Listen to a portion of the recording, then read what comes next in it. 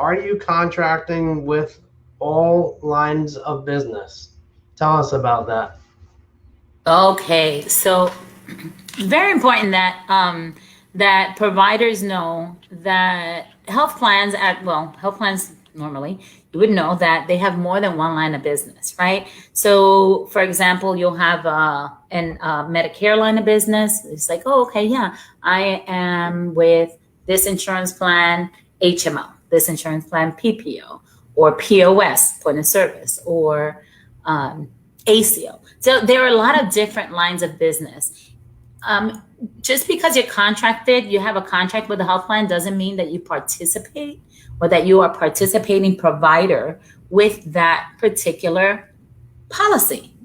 So if I have an insurance plan and I see and I say, well, I know that, my health plans shows this provider, and I call, the health plan shows this provider, but my policy is not for that provider because that provider limited the contract to PPO line of business. It's like, okay, I want to become contracted with you, but I don't want an HMO, or I want HMO and not PPO, or, and there are some that have like different policies. And if you're not participating, what happens is either the member can be seen, but the member pays more out of pocket, which is going to make that member select a different provider, possibly, right? Or the member is going to try to make an appointment, go in and be disappointed to find out that you're participating, but not with my line of business. It's like, why not? So we want to make sure that, that we leverage all lines of business, all members out there for, it's like, if you have that, why not? You can always control your schedule, right? So, you have your schedule and you say, I have slots in my in my schedule for, to make sure that every member type can be seen, right? Every policy type. So it's very important, I think, that you review your contracts, see, know your contract. Don't say, okay, I have a contract with them and that's it. No, what's your rate? What line of business can you accept? Are you putting that, are you sending the members, or are you marketing that, right? It's like, does anybody know that I participate with all of them? Come to me, right? That's what we want.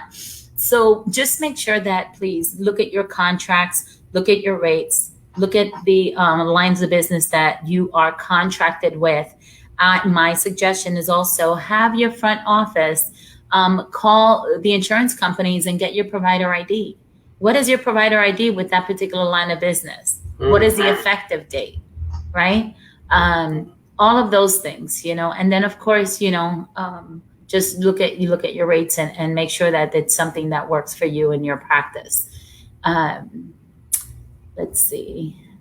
So it sounds like to me that's kind of a surefire way of being able to get more members to your practice. That's what it Absolutely. Really yeah, and now with telemedicine, members really they really want to be seen. They know that they don't have to drive to the office, so there's a lot more people actually making appointments with providers, which is great. But you want to be one of them, right? So if you let's make sure you look at the contract, call the insurance companies, and we can do that for you. We can call the insurance companies and say, if we have a copy of the contract, we can review the contract, we'll see the lines of business, contact the health plans and say, okay, now we want them credentialed for that line of business. How do we add them? And we can look and see, you need this provider type in your service area. If it's a gastro, well, you only have 2 gastros for maybe 300,000 people. So how's that going to work for the members, right? How's that healthy? So right. How do we help our community? We think about the provider, we think about the community, and we think about the health plan. We just have to have the correct data out there. So we can help you with that.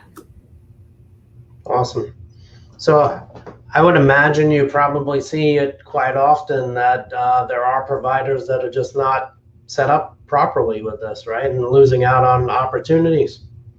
Absolutely. Yeah. And another thing, that comes to mind is sometimes, like I was saying, you think you're contracted. You say, okay, it doesn't matter. We'll see this member because I'm contracted with this health plan.